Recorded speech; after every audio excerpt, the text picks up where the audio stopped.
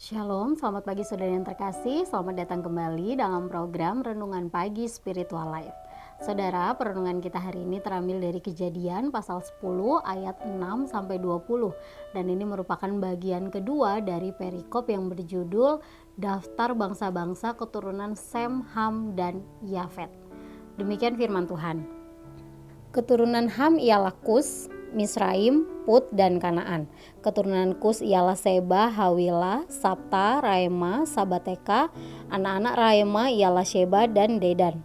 Kus mempunyai anak Nimrod dan ia penguasa pertama di bumi, seorang pemburu perkasa di hadapan Tuhan. Sebab itu orang berkata, seperti Nimrod seorang pemburu perkasa di hadapan Tuhan. Pada awal kerajaannya terdiri atas Babel, Erek, dan Akad, semuanya di tanah Sinear.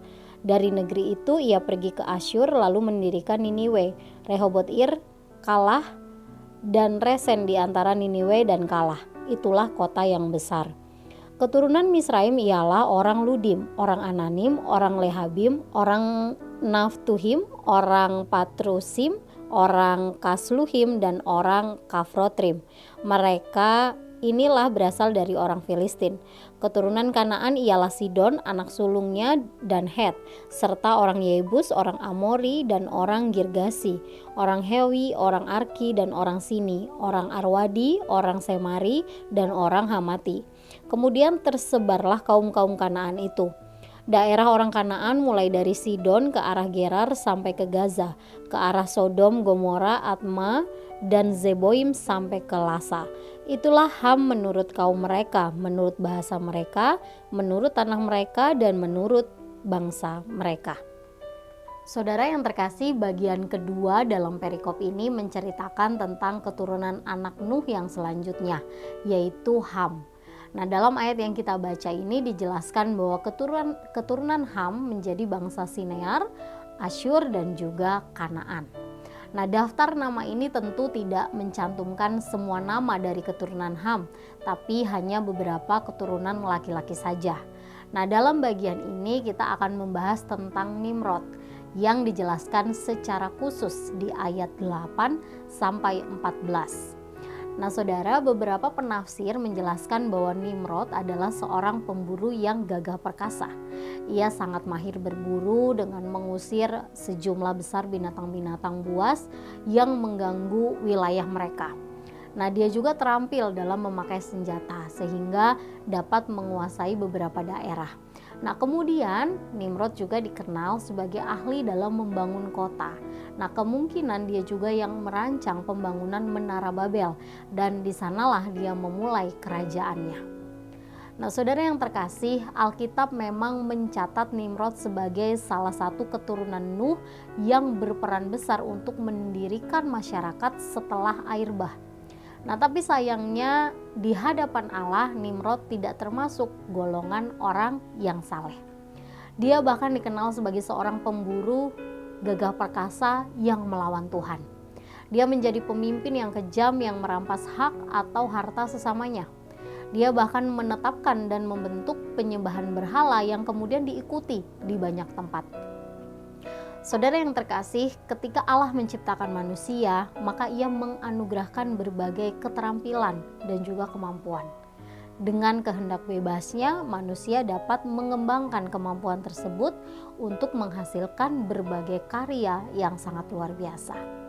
Nah, pada saat yang sama, karya-karya tersebut dapat juga dipakai sesuai dengan kebenaran Allah atau sebaliknya, sesuai dengan keinginan diri sendiri, seperti Nimrod yang tadi sudah kita baca.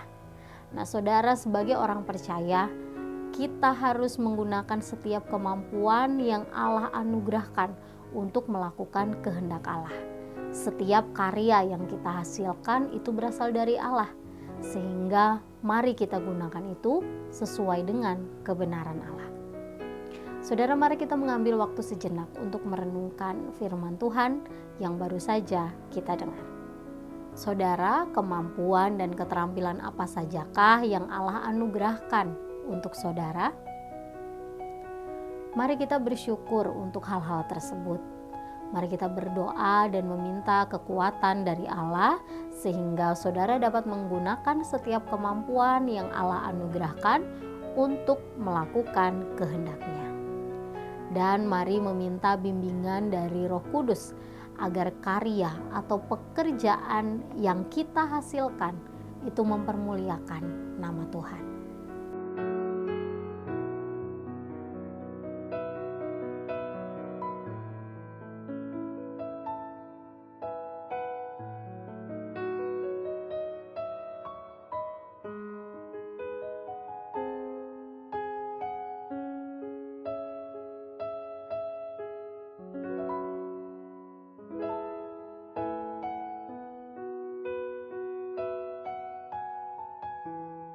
Demikian renungan kita hari ini. Mari kita berdoa. Ya Bapa yang baik, kami mengucap syukur untuk kebaikan, kemurahan Tuhan dalam kehidupan kami. Terima kasih Tuhan untuk satu hari baru yang Tuhan izinkan untuk kami jalani lagi hari ini. Kami juga bersyukur Tuhan untuk kebenaran firman-Mu, di mana kami bisa belajar dari Nimrod yang menggunakan kemampuan yang Tuhan anugerahkan sesuai keinginannya sendiri.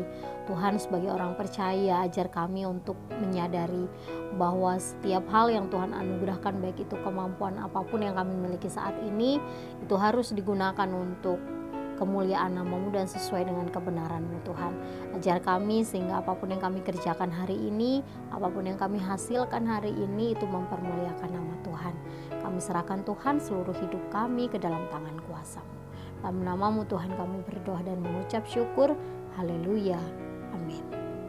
Demikian renungan kita hari ini. Selamat pagi, selamat beraktivitas. Tuhan Yesus memberkati.